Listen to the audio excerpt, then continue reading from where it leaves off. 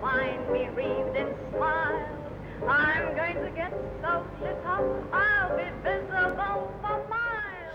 I'm gonna get lit up when the lights go up in London. Lit up when the lights go up again. And I only know those two lines. But that was the spirit of the blackout will be over. We'll be able to walk the streets. And I was out on VE Day, and I remember Queen Victoria with a pigeon on her head, an orange in one hand and a glass of beer in the other, statue, you know, and people laughing and shouting and full of hope. For 5 long years, the future had refused to be born. But out of the dark wreckage of war, Britain emerged as a country invigorated by a new hope. And it was soon to be a country with a new government, a new Labour government. Chairman and comrades, I have this evening accepted His Majesty's commission to form. In the 1945 election, over 80% of the armed forces voted Labour, creating the democratic tide that would sweep Clement Attlee's party into power. One positive thing that a war does, presumably, I don't know whether it does now, but it certainly did then, is to pull people together. And during the war, this community spirit in the air raid shelters was formed very, very deeply. And the whole feeling of the beginning of a new kind of life. The Labour government was a huge bright star in the horizon, and there was optimism. There was an atmosphere amongst the working people of this is at long last the Jerusalem that they were certainly promised after the last war, the First World War, and it really was going to be their world this time. We were fighting because it's got to be different. They didn't want the 30s and the dole and the hunger marches. It's got to be different, and there was a real sense of, well, if you were building on the graves of your friends who'd been killed, you weren't going to let that all go for nothing. The new Labour government faced many tests. Perhaps the most basic and most challenging of them all was to give the people of Britain decent homes to live in. There'll be bluebirds over the white cliffs of Dover. Tomorrow, just you wait and see. There'll be tears and laughter and peace ever after. Tomorrow, just you wait and see. The shepherd will tend his sheep, the valley will bloom again, and Jimmy will go to sleep in his own little room again. There'll be bluebirds over the white cliffs of Dover. Tomorrow, just you wait and see.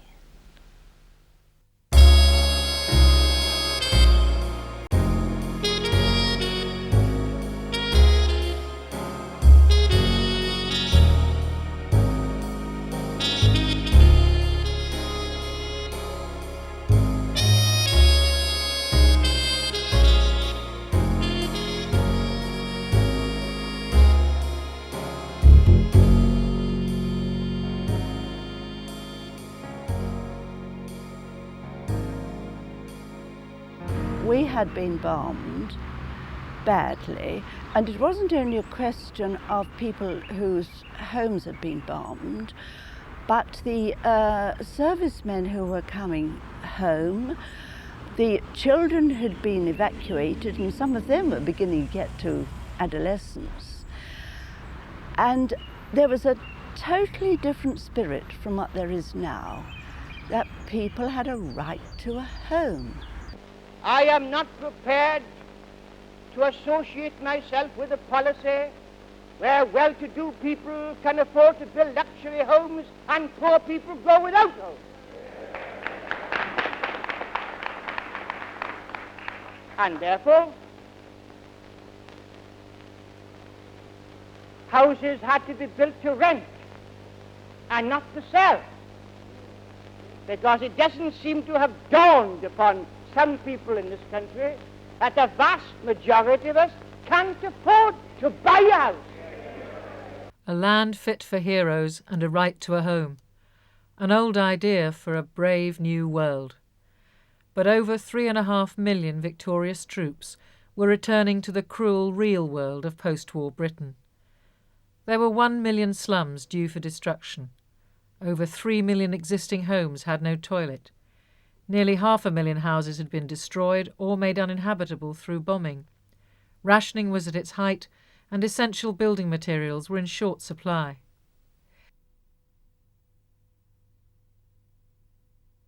Nissen huts and emergency housing were the temporary solutions. But these ugly structures were to long outstay their welcome as sufficient permanent housing failed to materialise. Although Bevan's speeches on the housing problem remained optimistic, it was increasingly clear that his party's promises could not be fulfilled. Ever more desperate people took desperate measures.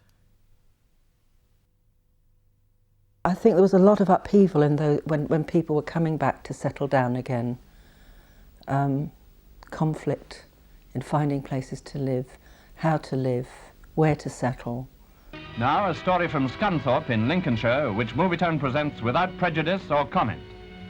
This is a disused military gun site which has been taken over by people urgently needing somewhere decent to live. I understand there are about 2,000 families at Scunthorpe awaiting homes. Some of these squatters, you might call them, have apparently taken the law into their own hands. A committee has been formed by these people under the chairmanship of the first resident. We take the view that any right-minded men would agree with the action our desperation forced us to take. An infuriated and impotent government did its best to make squatting a label for lawlessness and anarchy. Despite this, squatting as a means of finding a home continued to grow. By the end of August 1946, over 1,000 army camps, from Scotland to Somerset, had been occupied by nearly 40,000 people. And Mrs. Clark, your husband, he's ex-serviceman? Yes, he had 5.5 years in the services. And why did you come here? Because we were all in one bedroom, 5 of us. I have 3 children and the eldest one's 13. And it wasn't right that she should be in the same bedroom as her daddy and I. We also had no sanitary arrangements and no lighting, and we had to carry our water 100 yards. To find out what you think about it, our reporters present an opinion poll. From the hundreds who gave their views on squatting, we bring these representative voices. I agree with it as a genuine case. I mean, say, ex-servicemen and all that, they want a decent place to come home for, don't they? What do you think about it? Well, on private property, I think it's all wrong, but on taking over army camps, I think they're entitled to. After all, they've had 6 years fighting in the army and they're entitled to a home, isn't it?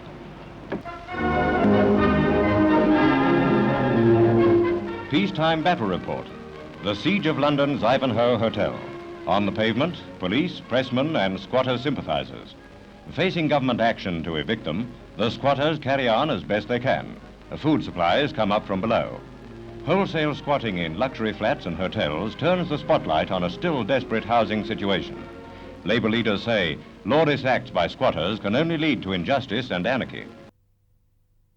Now, Bevan, I believe at the time, was on holiday in Switzerland.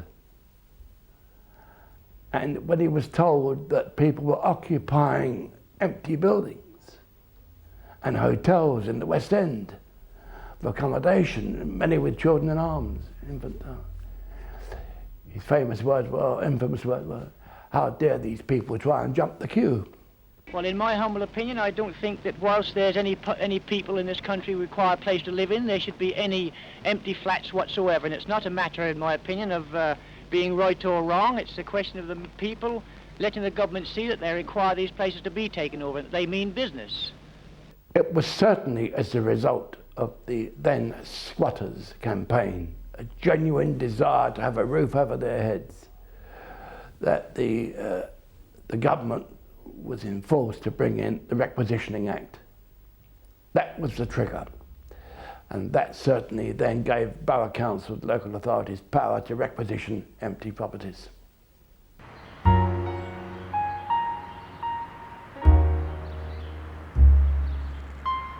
Requisitioning did more than open doors to empty houses. It opened people's minds to how things could be different in their society. For a few, it provided a glimpse of the future that so many had fought and died for.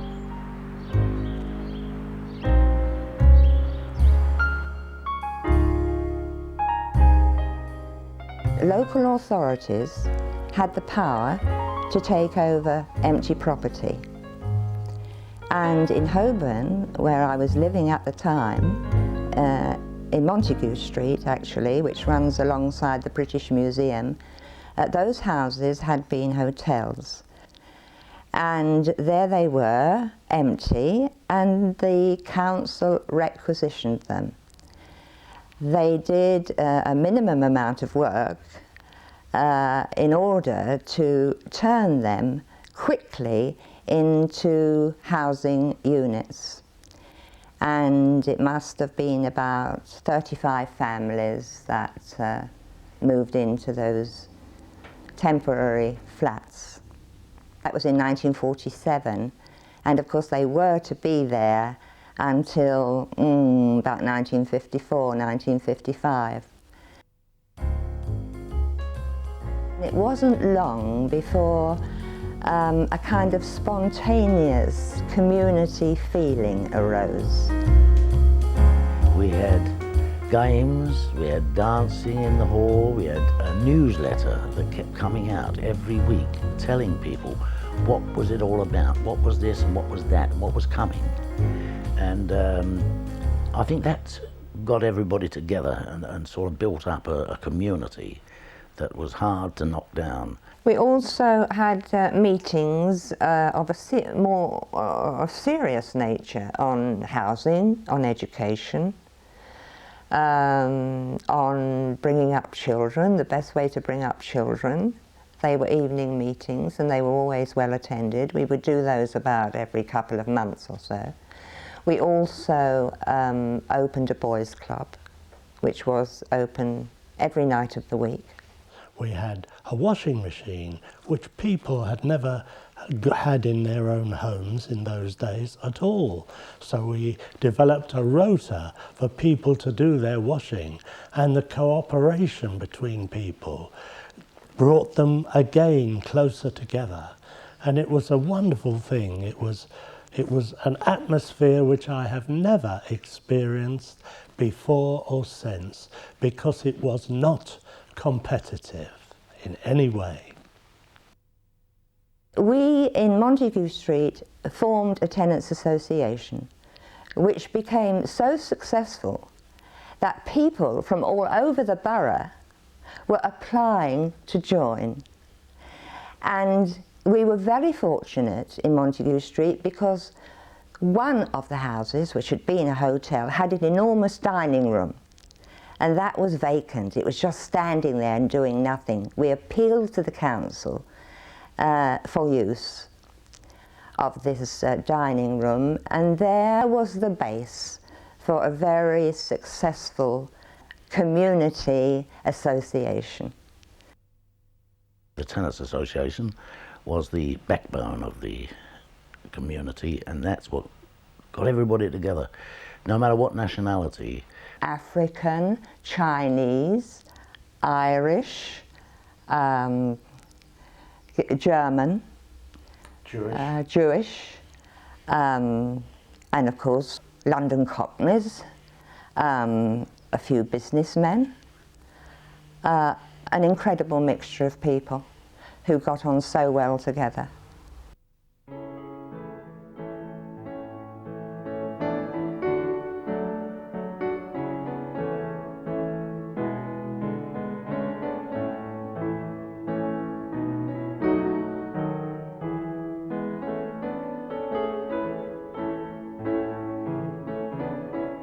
We had a Miss J, didn't we, teaching the children dancing in the hall of the community, and how many was there? Seven of us, mums, that decided we'd go to the dancing classes, and Miss J taught us the can-can. We made our own dresses, with those beautiful black dresses with the lovely colours underneath, yellows and bright green and red, orange, and the kids loved us. That's my mum. That's what Hayden used to say. That was wonderful.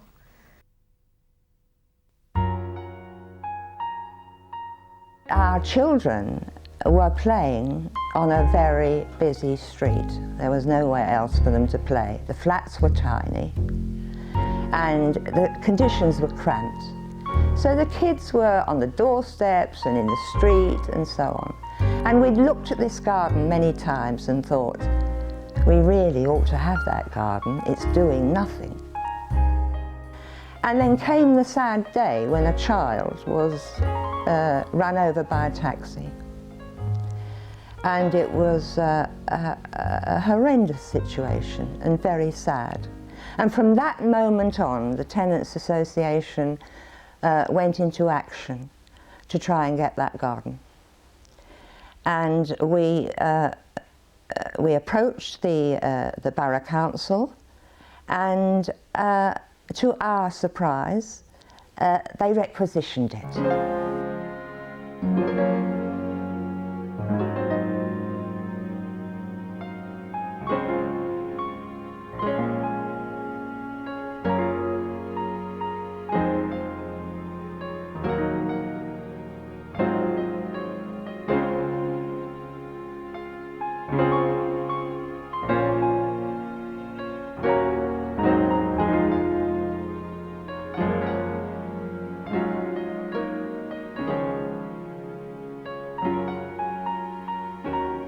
Those who had children used to stay home and do their turn in the garden watching the children, didn't we? We had a rota, duty rota, that the mothers that didn't work used to sit and watch the children in the garden.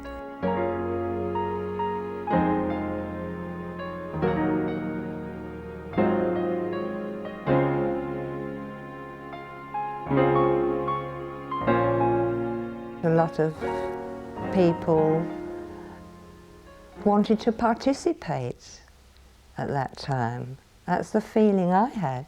And certainly within the tenants' movement in the borough, there was that sort of feeling. There was a feeling of going right down to the children, of being a part of something, and that what you did mattered. Prepared to take responsibility for your own lives. What you had a right to expect. Do you know what I mean? That was legitimately yours, what you had a right to. After all, you know, you'd been through a war and made a hell of a lot of sacrifices. But it would have been part of, I would imagine, an upsurge of people's spirit when they realised that they had been kept distant from culture, distant from privilege. I mean, that was very definitely in the air. People felt they had a voice. They felt they were entitled, I think. That's what was waking up. That in that period, people, in a sense, were released to talk to one another and to realise they didn't have to live in the ghettos of either age or class that they had been confined to. After 5 years in office, Labour had to defend its record at the polls. The Labour government had implemented the 1944 Education Act and the Beveridge Report to bring about the welfare state. The National Health Service had been introduced and key industries nationalised. But for many people, day-to-day life had changed little. Wages were falling and unemployment rising. Food rationing was still in force.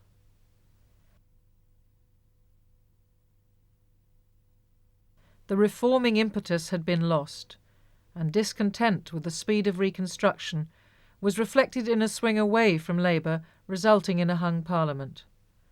A second election, in 1951, saw Churchill's Conservative Party gain power with a small majority.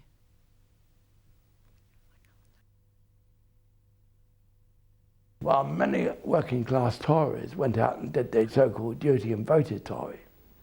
Many Labour supporters, as I can reflect back in our own borough and certainly all over London, the pattern proved that they stayed at home and abstained rather than go to the ballot box, saying in effect that there won't be much difference between this Labour government now and a new Tory government. But there were some clear ideological differences between the parties. For Conservatives, private property was sacrosanct. Their solution to the housing problem was twofold: increase the private sector and, in the public sector, put quantity before quality. Nye Bevan, when he was Minister of Local Government and Housing, he wanted to have a lavatory upstairs and downstairs, so that when the children came in from the garden, or father came home from the coal pits, all dirty, they didn't have to go upstairs and dirty the place. And I can remember Nye saying, well, you know, well-to-do people often have 2 toilets.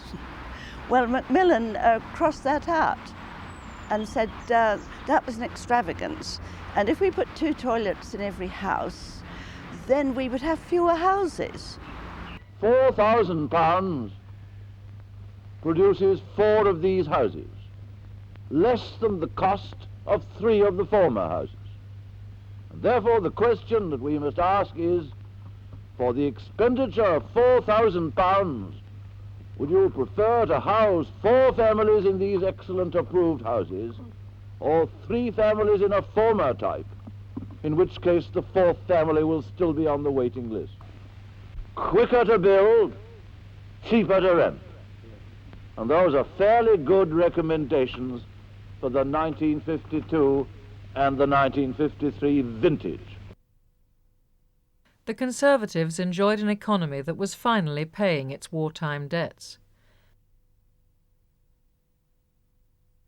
The country was celebrating the coronation of a new queen. The country looked forward. The government returned to the altar of private property.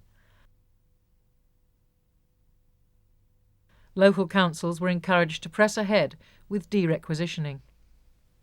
When we started, the television really started to come out, naturally, you need an aerial. So up onto the roof they went.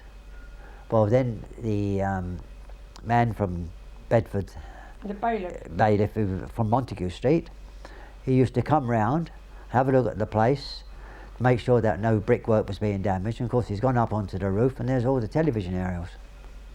And they threatened us, said if we didn't take them down, we would all be fined £5.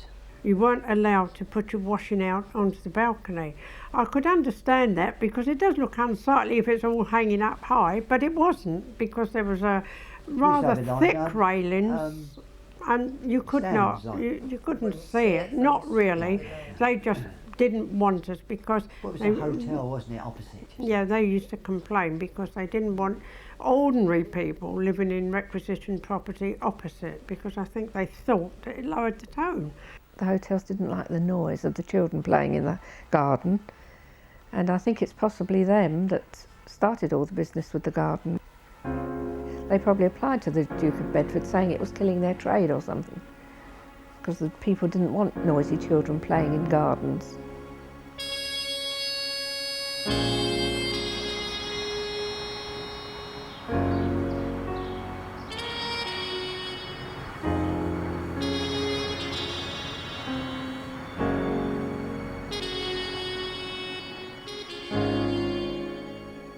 We got a letter saying that we had to return the key to the garden within 48 hours. They gave no justification whatsoever, but obviously what they wanted to do was not only begin to de-requisition the houses, but de-requisition the garden in order to turn it into its former showpiece, as it was before the war. Private, it was a private garden, and the hotels and residents paid, I think, £1 a year for a key, and it was for their exclusive use.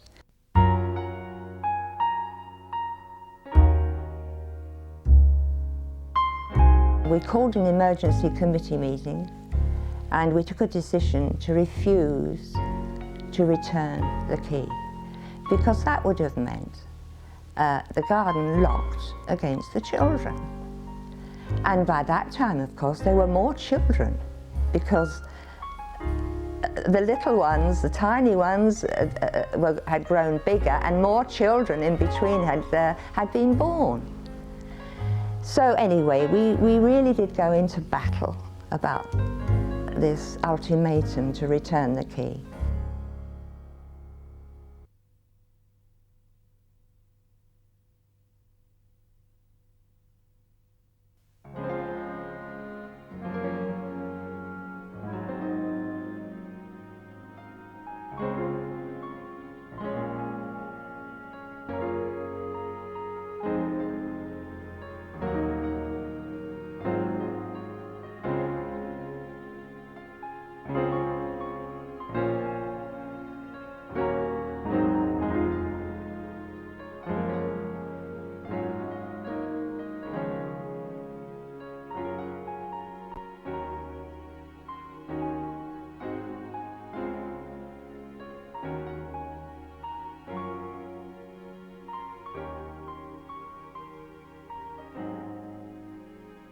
There'll be bluebirds over the white cliffs of Dover.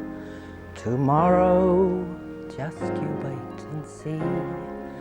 There'll be tears and laughter and peace ever after. Tomorrow, just you wait and see. The shepherd will tend his sheep, the valley will bloom again, and Jimmy will go to sleep in his own little room again. There'll be bluebirds over the white cliffs of Dover. Tomorrow, just you wait and see.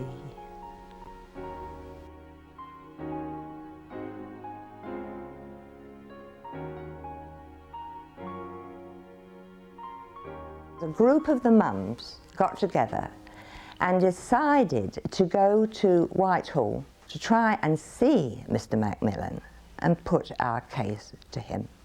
And we did that every day for a week. And to our utter amazement, on the very last day, an official emerged from the building and said, "Oh, are you the ladies from Montague Street?" "Yes." "Oh, do come in," he said. And we were ushered into a room, and there were two officials there, and we were told that Mr. Macmillan had agreed that we could have the garden for a further year. Within a year, most of the residents of Montague Street had left their requisitioned housing, and the garden was returned to the Bedford estate. It was the end of a small but important struggle.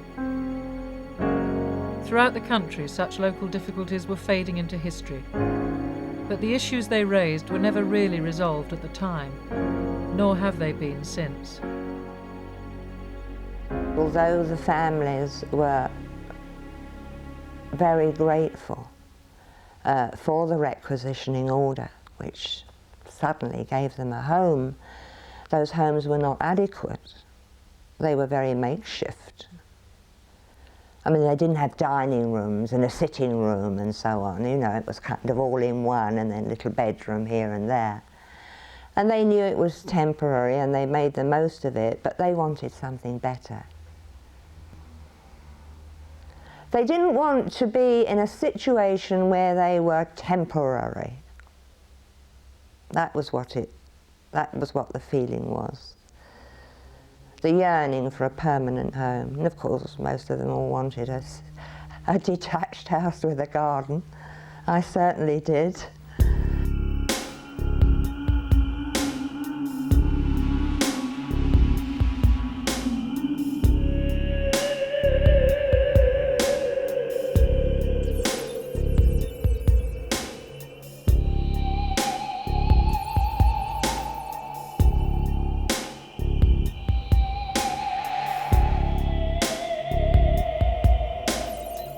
It was never as bad as it is now.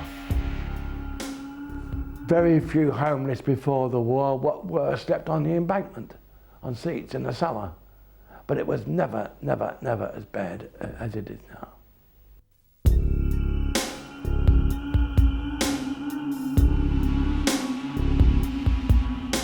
The equivalent amount of people that are sleeping rough and homeless compares with the number of empty properties and vacancies that there are. Well, really,